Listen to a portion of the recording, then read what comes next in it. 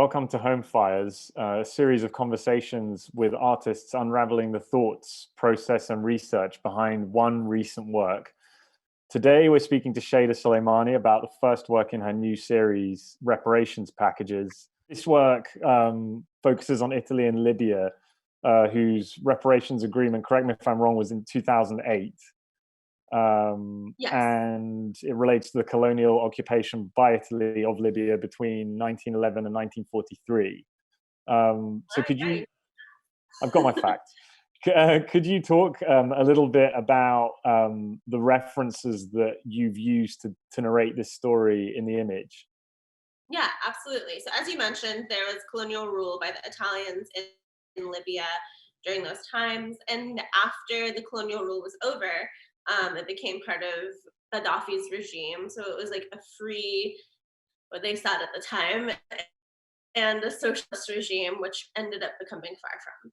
But under that, regime and during that time, there were a lot of things that Gaddafi was thinking about. The first thing became the flag of Libya. And so the flag during that time was just a green flag. And you'll see that in the image. And it's kind of supposed to be reminiscent of the idea of not having a symbol for a nation state, and was the only flag that was like just a color. Libya is technically referred to as the South Shore of Italy. That's what they talked about it as being, during the time of occupation. And so they would see all these Roman monuments and be like, oh, there's, we have something that's here that in this country that is now ours, we should take it back.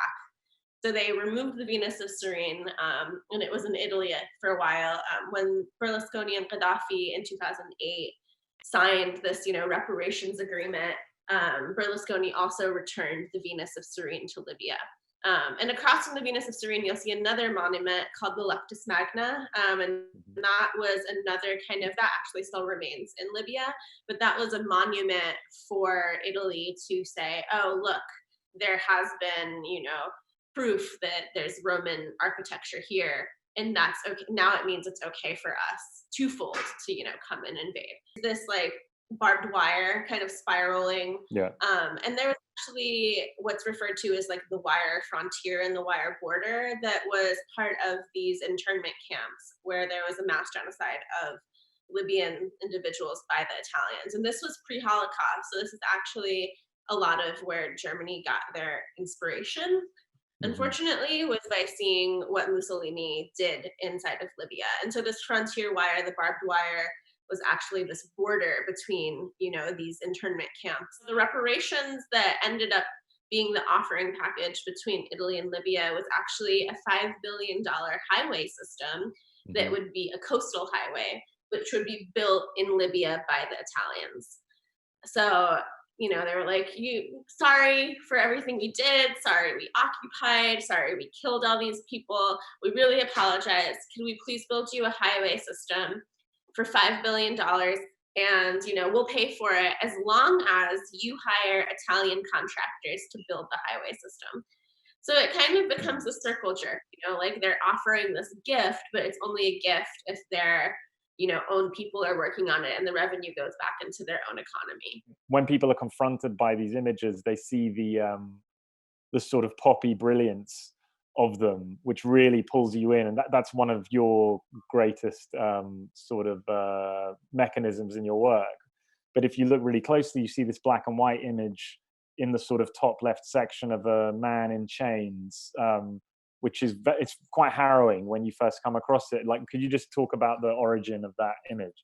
Yeah, so if you actually look at images of Gaddafi and Berlusconi shaking hands during the reparations agreement, I mean, Gaddafi was known as a man that had incredible outfits and like was, wearing all these amazing clothes. But during this moment, he's wearing this photograph like on his lapel. And it's a large photograph, and it's the same black and white photograph. And it's of Omar Mukhtar, which is known as the Desert Lion. He was a Libyan freedom fighter against, Italian occupation in the early 20s. And so he was shot by an Italian firing squad. And so he wore that image on his lapel to kind of show Berlusconi like, oh, I haven't forgotten what you've done. When people come to your work for the first time, they have to sort of deal with a series of trompe-l'oeils and sort of like false perspectives? Like, what is it that you're doing? How do you achieve it? A lot of photography is about consent and what does it mean to take this lens and penetrate the world, and like, is it, you know, subjugating individuals? Is it not allowing people to actually like tell a full story? And so I thought a lot about the practice of inverting that narrative and what does it mean to instead make it a little bit more intimate and to build a frame for the lens instead of Mhm. having the lens penetrate the world outside. I also think about building the stage and building this theatrical set and the idea of theater and humor and all of that coming in as on an actual stage. And there are a lot of Mhm. different symbols that I could have used thinking about what is going to come across as being culturally specific to an audience that doesn't know anything about Mm. the occupation of Libya. Thank you so much for speaking to us today. And Thanks for having me. yeah, it's been a pleasure. Wish you safety and wellness over the tough weeks ahead. Yeah, have a good quarantine.